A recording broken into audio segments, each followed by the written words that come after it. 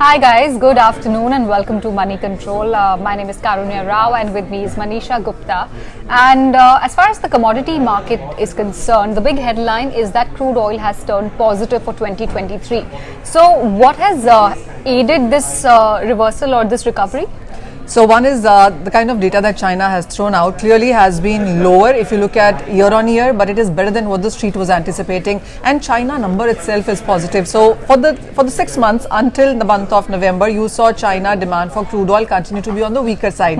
But take a look at December, 4% of a jump up on demand as compared to last year, and the crude petroleum products have run up by 25% in sense of exports for December. So not only is the Chinese demand coming back, but the world over the crude petroleum product demand also seems to be improving, and that clearly has been a support. And what is the demand estimate like? What is OPEC and other bodies, what are they projecting? So OPEC is positive as always, and you have IEA report as well coming in today with their sense on the market supply and demand numbers. So OPEC believes that after 2.5 million barrels per day of global demand growth in last year, this year can see a build-up of 2.2 million barrels per day over and above that. So that is positive, and markets seem to be taking premium from that too.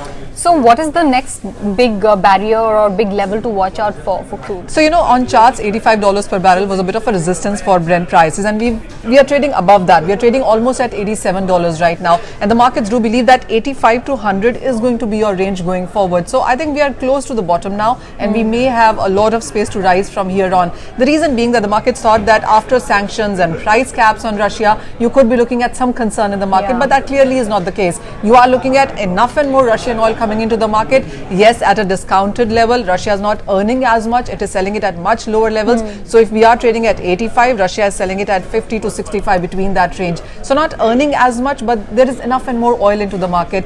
And China, India seem to be importing quite a bit of that. So the markets do believe that while there is enough oil, the sanctions haven't had an impact. If the Chinese demand also comes back, then you're looking at nothing else but support from here on.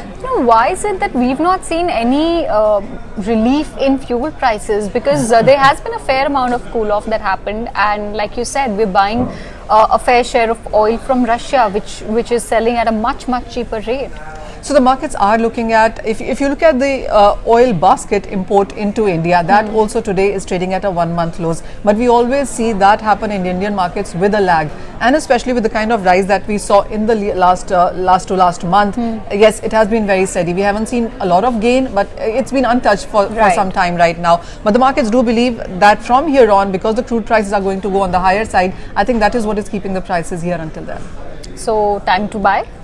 I think it is, because if the demand is coming back, and as the market believes that we are in for a soft landing, that big recession concerns is not something everybody seems to be talking about right now, especially in Davos. Yes, there is some support that you could see continuing in crude from here. All right, so there you have it. If crude oil is one commodity that you're interested in, then this might be a good time to have a relook and then decide if you want to place your bets there. With that, it's a wrap. Thank you for watching.